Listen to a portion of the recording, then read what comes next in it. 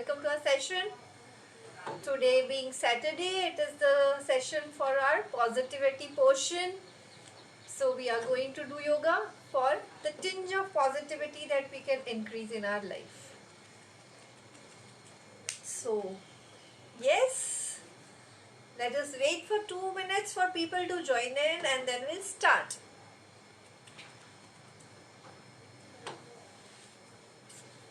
We all know how important it is to be positive in all situations of life. But we also know कि 24/7 positive रहना possible नहीं है. Negativity बुरी नहीं है और जस्ट बिकॉज हम लोग हर जगह सुनते हैं कि पॉजिटिव होना बहुत अच्छी बात है, तो हम लोग ये सोच लेते हैं कि नेगेटिव होना बहुत बुरी बात है. ऐसा कुछ नहीं है. पॉजिटिविटी की और नेगेटिविटी की अपनी जगह है अपनी लाइफ में.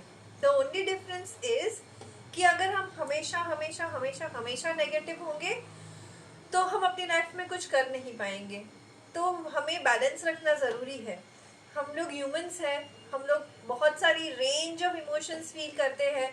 तो हम ये नहीं कह सकते कि खुशी का इमोशन अच्छा रहता है और हमें दुखी कभी नहीं होना चाहिए. अगर कुछ बुरा होगा तो दुख होगा ना. अगर चोट लग जाएगी तो पेन होगा ना.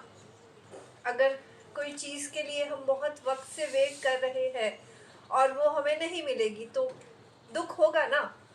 तो उस दुख को फील करना बुरा नहीं है. इनफैक्ट बहुत सारे लोग इस बात को डिनाई करते हैं, अपने पेन को डिनाई करते हैं कि नहीं, मुझे दुख नहीं होना चाहिए, मैं बहुत स्ट्रांग हूँ, मुझे बुरा क्यों लग रहा है, मुझे दुख क्यों हो रहा है. And I can say this with very much surety क्योंकि मैं खुद काफ़ी हद तक वैसी हूँ. तो दुखी होना, बुरा फील होना, इन सब में कुछ गलत नहीं है. गलत ये है कि हम उस दुख की वजह से अपने आप को नीचे पुल करने देते हैं. हम अपनी ज़िंदगी में आगे बढ़ना रोक देते हैं, हम अपनी ज़िंदगी को रोक लेते हैं. जब ये होने लगता है तब वो दुख गलत हो जाता है. जब हम खुश होते हैं तो हमें बहुत सारे रीजंस मिलते हैं कि हमें ज़िंदगी में ये करना है, वो करना है, आगे बढ़ना है, कुछ नया करना है, कुछ नया जानना है, कुछ नया सीखना है. लेकिन जब हम लोग की लाइफ में थोड़ा भी कुछ दुख आता है, छोटा हो या बड़ा हो, we can take all our time. हमें जितना समय चाहिए उतना समय हम ले सकते हैं उस पेन से बाहर निकलने के लिए, उस दुख को फील करने के लिए. लेकिन हमें एक पॉइंट पे आके उसको पीछे छोड़कर आगे बढ़ना होगा. और यहाँ पर हमें पॉजिटिविटी काम आएगी कि हाँ, दुख है, वो रहेगा, कुछ चीज़ें होती है जिसे हम कभी चेंज नहीं कर सकते, उसे एक्सेप्ट करके हमें आगे बढ़ना होगा. ये हम सबको करना होगा. And this is why positivity is important. Because negativity को अगर हम लोग ज़्यादा देर तक पकड़ के रखते हैं, अगर हमें ये नहीं पता कि उस नेगेटिविटी को कब छोड़ना है, तो वो हमें नीचे खींच लेती है, वो हमें एक जगह पर रोक लेती है, वो हमें आगे बढ़ने नहीं देती. हमें पानी की तरह बनना है. जो बीच में पत्थर आए या पहाड़, वो कहीं ना कहीं से अपना रास्ता ढूंढ लेती है. पत्थर या पहाड़ को आने के कारण वहीं पे रुक नहीं जाती नदी. वो पानी कहीं ना कहीं से अपना रास्ता छोटी से छोटी जगह में से अपना रास्ता ढूंढ कर निकल जाता है. तो यहाँ कंसिस्टेंसी, पॉजिटिविटी काम आती है. So negativity is not bad. Just don't let the negativity stop you from doing things that you want to do in life.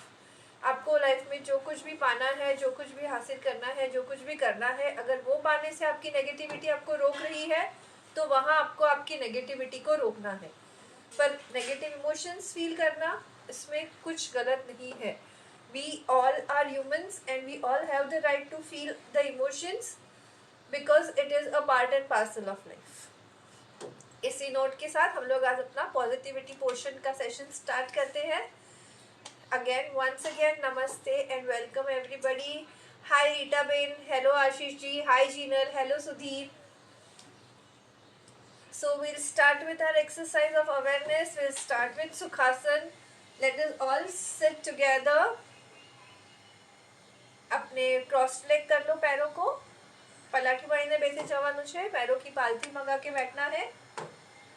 Back straight, shoulders relax. Stiff नहीं रखना है शोल्डर्स को, बिल्कुल रिलैक्स कर देना है. हाथों को खींच कर नहीं रखना है, एकदम relax. Chin parallel to the floor, झुकी हुई या बहुत ऊपर उठी हुई नहीं चाहिए, चिन बिल्कुल पैरेलल टू द फ्लोर। और सामने एक पॉइंट पर फोकस करना है।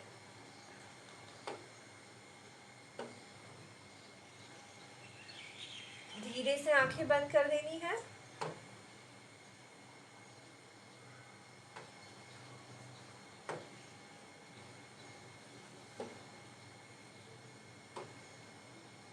And focus on your breath.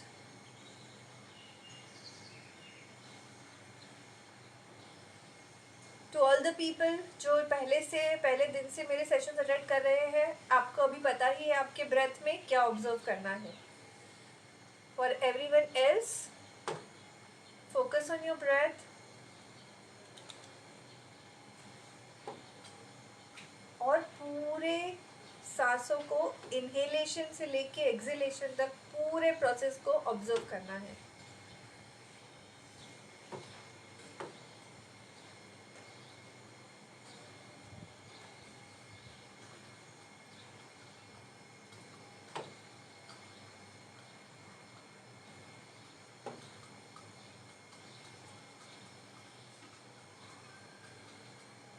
Observe कीजिए आपकी ब्रीदिंग कैसे चल रही है।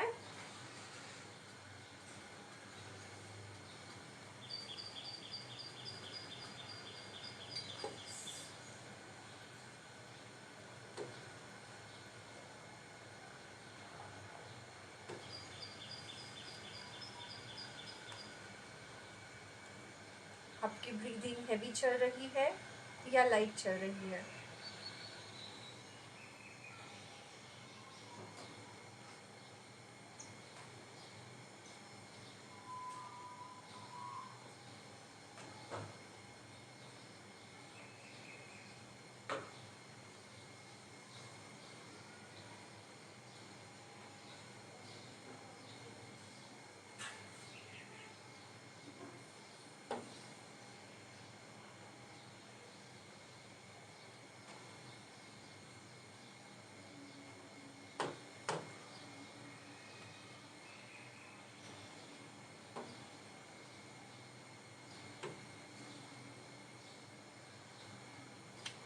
आपकी ब्रीदिंग फास्ट चल रही है या स्लो चल रही है।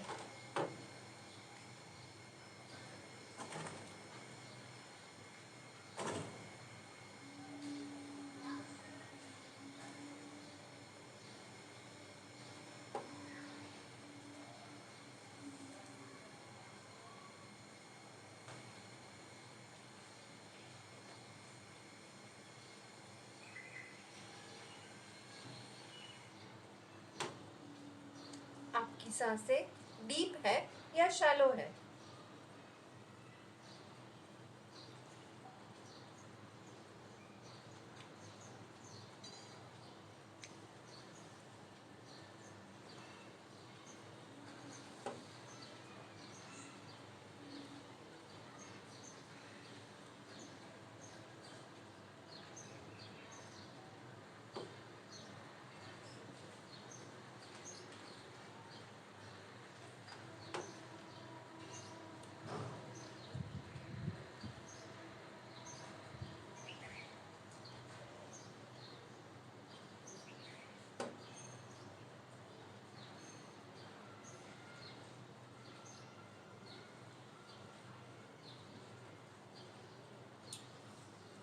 And relax. धीरे से अपनी आंखें खोलिए। Hi Aarti, hi Jay, welcome to the session. Hi Neeraj. Alright, so I hope आप लोगों ने आपकी ब्रेथ को अच्छे से ऑब्जर्व किया है एंड योर फीलिंग सेंटर्ड। आपका पूरा जो थॉट प्रोसेस है वो एक जगह पर सेंटर हो गया है। ऑलराइट, सिंस अपना ये पॉजिटिविटी सेशन है आज, और हमारा इस वीक का इन अ वे एक थीम रही है अवेयरनेस। तो yes, we are going to continue with the awareness, and with all the awareness we are going to focus more on our breathing. So your right hand on your heart. जो heart है वो centre से हल्का left में होता है, So just keep your hand and the little towards the left of your center of the chest and your left hand on your diaphragm. Check for your navel region, और navel region से 4 finger ऊपर आपका diaphragm है.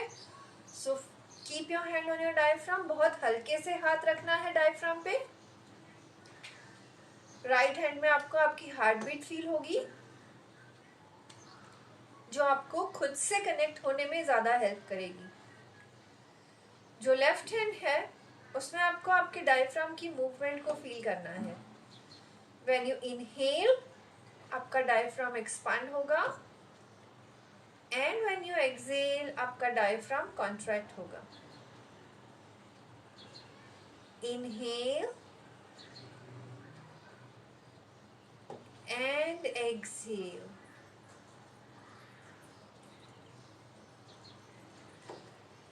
Inhale and exhale. जैसे ही inhale करते हैं observe कि आपका डायफ्राम फूल रहा है, और जैसे ही एक्सहेल कर रहे हैं ऑब्जर्व कि आपका डायफ्राम सिकुड़ रहा है.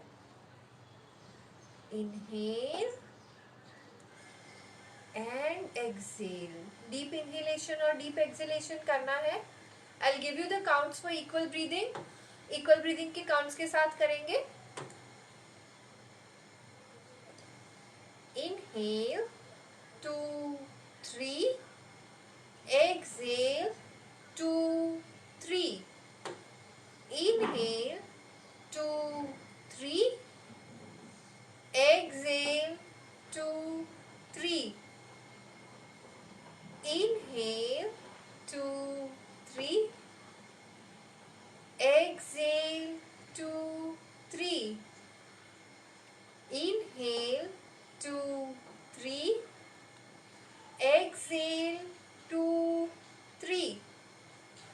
Inhale 2 3. Exhale 2 3. Inhale 2 3. Exhale 2 3. Inhale 2 3. Exhale 2 3. Inhale 2 3. Exhale 2 3. And relax.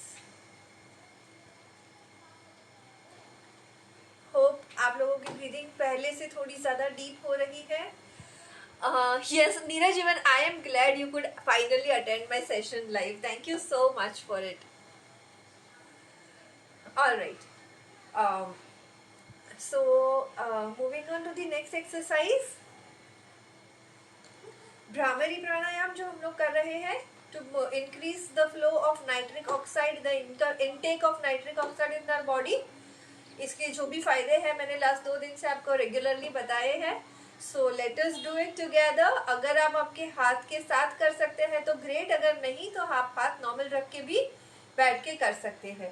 So this is just symbolic gesture कि आप आपके सारी जो इंद्रियां हैं, सेंसरी ऑर्गन्स हैं, उन्हें बंद कर रहे हैं और अपने माइंड को फोर्स कर रहे हैं अंदर की तरफ जाने के लिए, टू मूव इनवर्ड्स.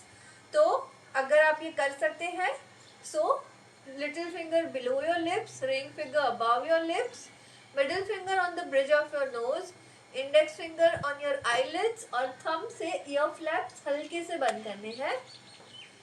चिन थोड़ी सी ऊपर की तरफ और टंग जो है वो अपर पैलेट पे लगी होगी, वहीं पे टच रखनी है. मुंह बंद और नाक से डीप इनहेल करना है. एंड वाइल एक्सहेलिंग आप हमिंग साउंड करेंगे.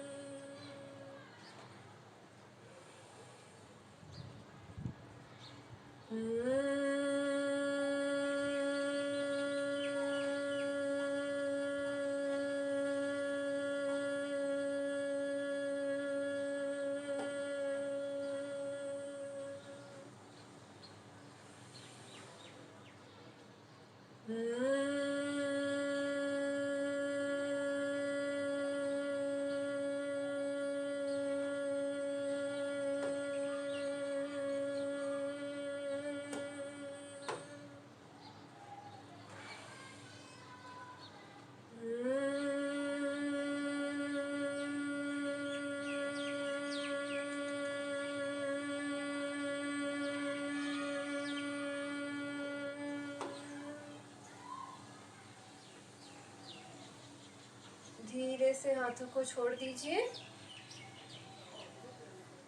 And relax. What is the importance of equal breathing? Alright. Sudhir, equal breathing जो होती है वो as it the name suggests, it is to equalize our breath, inhalation and exhalation.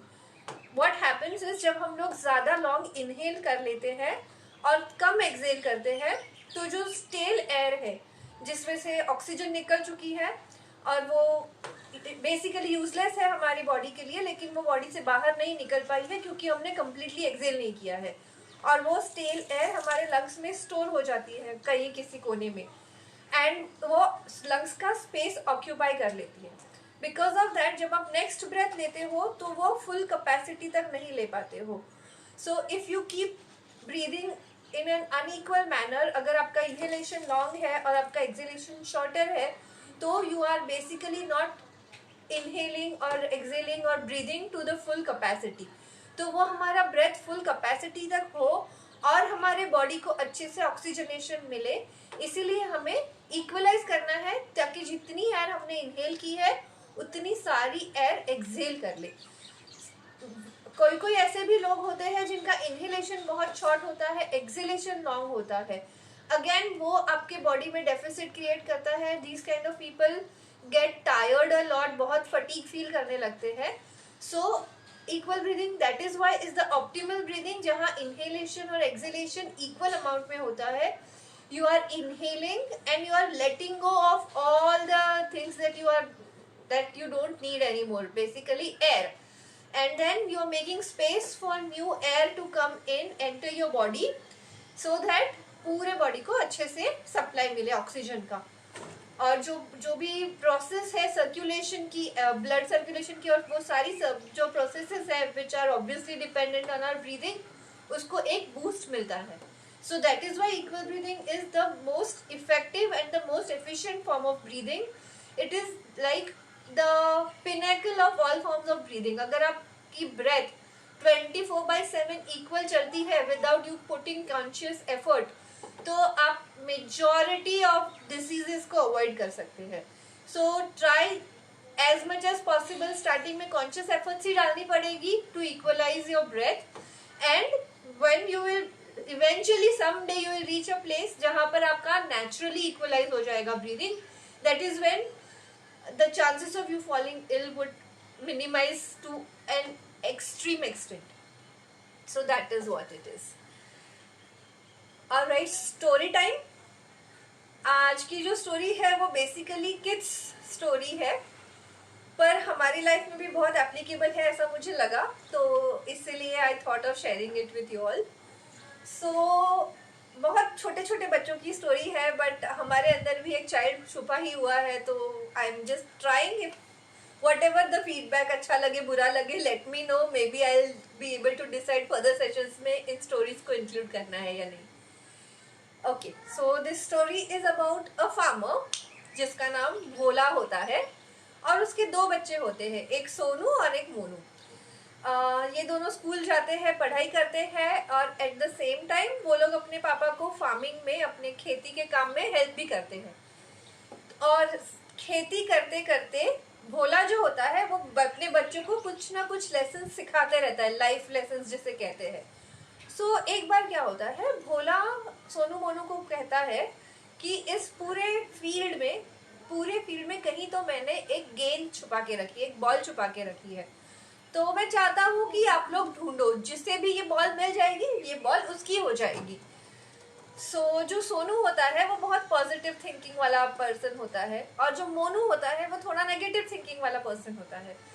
तो मोनू सोचता है कि यार इतनी बड़ी फील्ड है और एक बॉल है, तो भी इतनी बड़ी फील्ड में मुझे वो एक बॉल कहाँ मिलेगी, और मैं ढूंढूंगा तो भी कहाँ ढूंढूंगा, मतलब कम ऑन कितना मेहनत करना पड़ेगा और मुझे बॉल मिलेगी नहीं मिलेगी कुछ नहीं पता. एंड देन इज लाइक जाने दो, कौन करेगा इतनी मेहनत, मुझे नहीं चाहिए, मुझे नहीं करनी मेहनत. पहले ही हाथ उठा लेता है कि मुझे नहीं ढूंढनी और वो एक पेड़ के नीचे जाके सो जाता है. Sonu on the other hand सोचता है कि इतने बड़े फील्ड में एक बॉल ढूंढनी है, बहुत डिफिकल्ट काम है, लेकिन इम्पॉसिबल तो नहीं है. मेहनत करनी पड़ेगी, पर वैसे भी बिना मेहनत के लाइफ में कुछ मिलता तो है नहीं। Let me try. ज्यादा से ज्यादा क्या होगा, शायद मुझे बॉल नहीं मिलेगी, पर मैं कोशिश करूंगा तो मुझे बॉल मिल भी सकती है ना। सो मोनू जाके सो गया है और सोनू पूरे ग्राउंड में ढूंढ रहा है उस बॉल को, यहाँ वहां खोद रहा है, कुछ चीजें ऊपर नीचे करके देख रहा है, बहुत बहुत मेहनत करता है, बहुत ढूंढता है, लेकिन उसे बॉल नहीं मिलती है।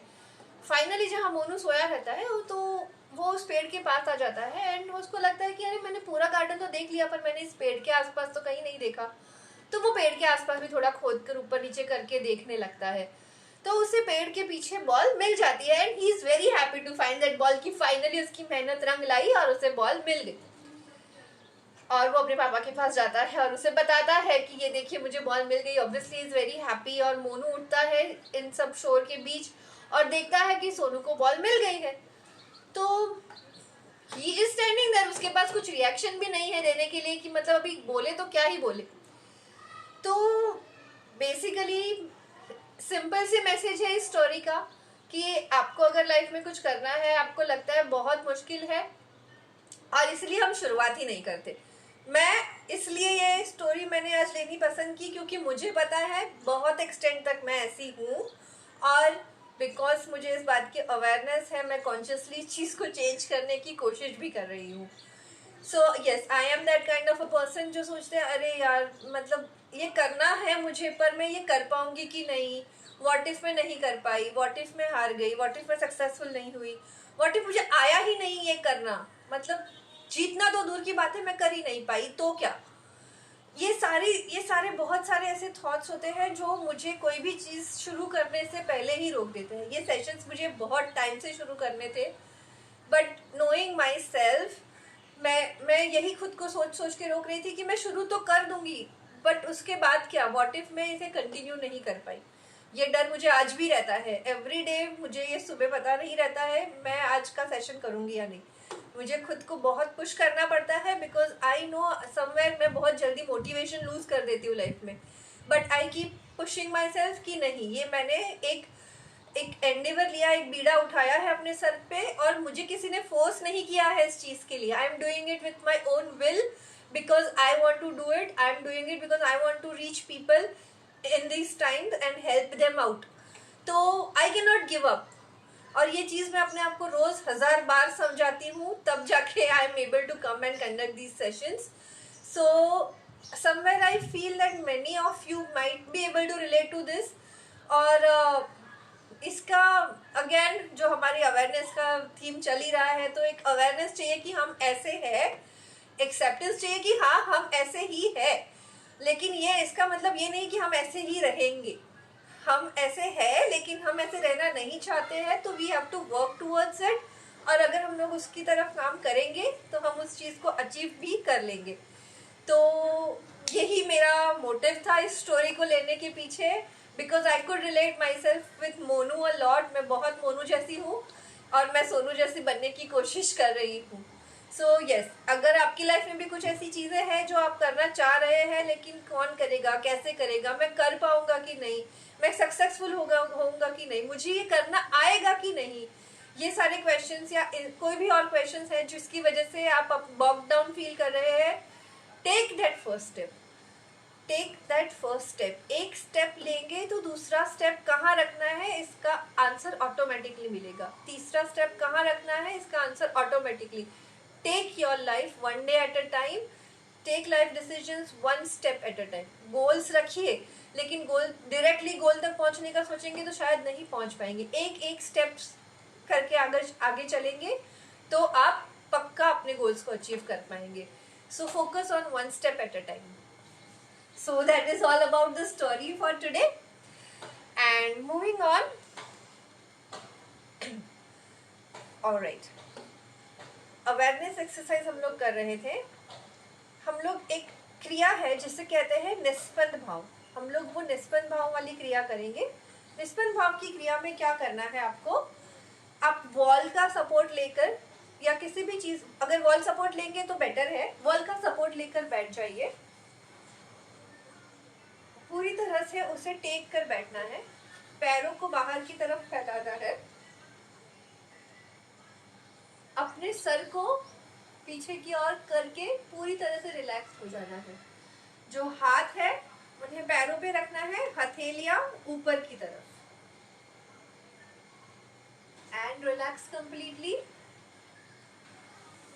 आंखें बंद, पूरे बॉडी को बिल्कुल रिलैक्स कर देना है, टोस से लेके हेड तक। पूरे बॉडी में कहीं भी किसी भी तरह का स्ट्रेस या स्ट्रेन नहीं होगा।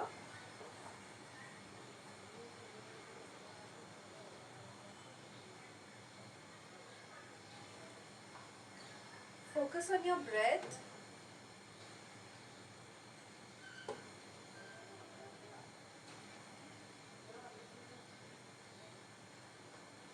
और अब आंखें बंद रखकर सिर्फ मेरी इंस्ट्रक्शंस को फॉलो करना है।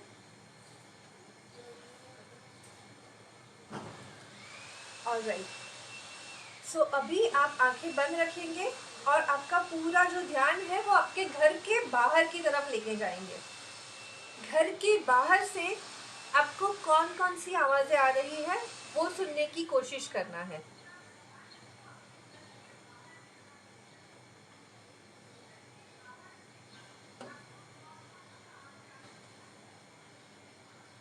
लेकिन किसी भी आवाज को पकड़ के नहीं बैठना है। एक आवाज सुनी, उससे आइडेंटिफाई किया, फिर उसे छोड़ दीजिए। फिर search for a different noise, दूसरी आवाज को खोजिए, दूसरी आवाज को सुनिए, आइडेंटिफाई कीजिए और उन्हें छोड़ दीजिए। Move on to the next. किसी भी एक आवाज को पकड़ के ओवर एनालाइज नहीं करना है। जैसे ही एक आवाज सुनी, पता लगा कि ये इस चीज की आवाज है, उसे छोड़कर दूसरी आवाज पे जाना है। अगर कोई ऐसी आवाज है जो समझ में नहीं आ रही है किस चीज की है, तो भी उस आवाज को लेकर नहीं बैठना है। ठीक है, आपने सुन ली, रजिस्टर कर ली, फिर उसे छोड़ दीजिए and move on to the next voice. Only the noises that are coming from outside of your house.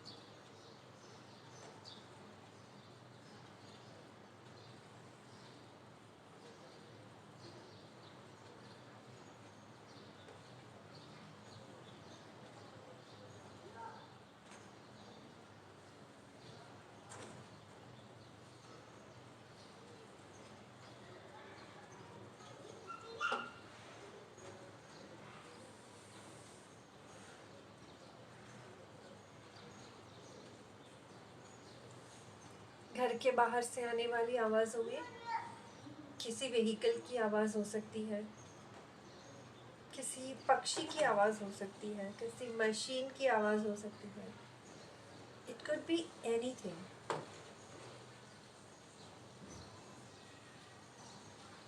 किसी के चलने की आवाज़ हो सकती है।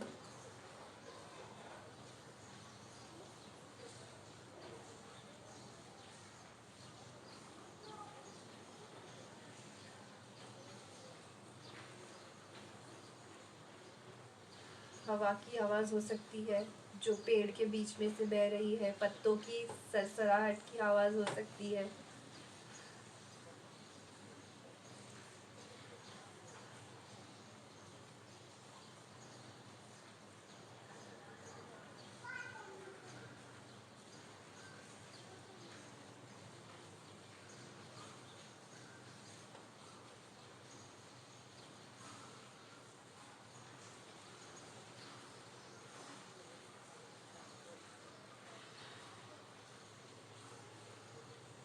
या कोई ऐसी आवाज़ हो सकती है जो आपने पहले कभी ना सुनी हो, एंड इट्स कम्प्लीटली ओके।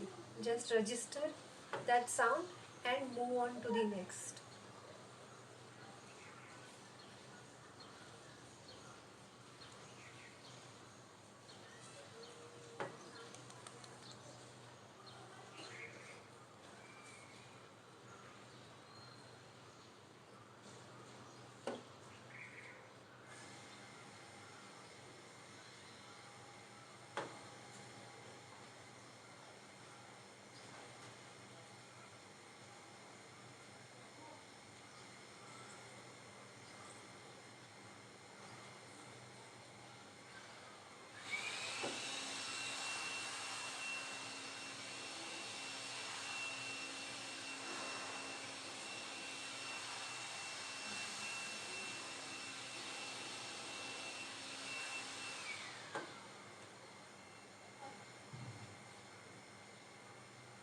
धीरे से आपकी अवेयरनेस को आपके बॉडी की तरफ ले आइए।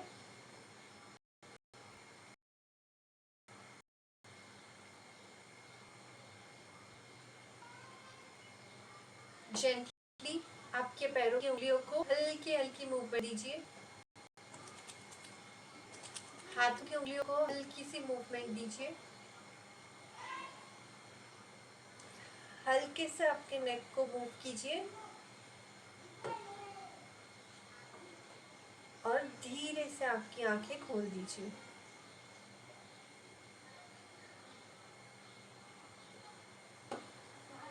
ये था निस्पंद भाव, जिसमें आप अपने आसपास के एटमॉस्फेयर के एरिया की, एनवायरनमेंट की, आवाज़ के प्रति अवेयर होना शुरू करते हैं।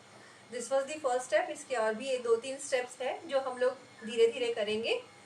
And I hope this is making you feel calmer and quieter and more aware about yourself. और अगर ये कर रहा है तो प्लीज़ ये प्रैक्टिस को कंटिन्यू कीजिए। आप दिन में कभी भी 2-3 बार इस प्रैक्टिस को कर सकते हैं। खाने के बाद इमीडिएटली मत कीजिए, पर आधे पौने घंटे के बाद आप कर सकते हैं, क्योंकि इसमें कुछ हैवी एक्सरसाइजेज इन्वॉल्व नहीं है। ये आपके डाइजेस्टिव सिस्टम को अफेक्ट नहीं करता। इनफैक्ट आप अपनी बॉडी को रिलैक्स कर रहे हैं तो डाइजेस्टिव सिस्टम को और थोड़ा हेल्प ही कर लेगा। सो मे बी खाने के बाद 10-15 मिनट अगर आपसे हो सकता है तो वज्रासन करिए, और उसके बाद आप 5-10 मिनट के लिए साइडवर्ड्स लेफ्ट साइड टर्न करके सो जाइए, और उसके बाद उठकर आप निस्पंद भाव कीजिए। This can be your daily practice. If not, दिन में दो या 3 बार कम से कम निस्पंद भाव प्रैक्टिस करने की कोशिश कीजिए। This is an alternative to shavasana where you can calm yourself down. अगर आप कभी भी किसी भी वजह से एंजाइटी या इम्पेशंस या रेस्टलेसनेस फील कर रहे हैं, so this can really help you out. Alright, so that's all for today's session. Do give me a feedback how you like this session. What are more things that you would like me to inculcate, and do let me know if these are the kind of stories you would like me to tell, or you want me to change the kind of stories because these are too kiddish or whatever. जो भी अच्छी बुरी जो भी feedback है आप please मुझे दीजिए. I am really open to learning. I want these sessions to be the bestest for everyone who is watching me. So, thank you very much for joining me. धन्यवाद. And कल Sunday है, no sessions tomorrow. See you on Monday. Thank you. Bye bye. Take care all of you. Have a lovely weekend. Enjoy your Sunday.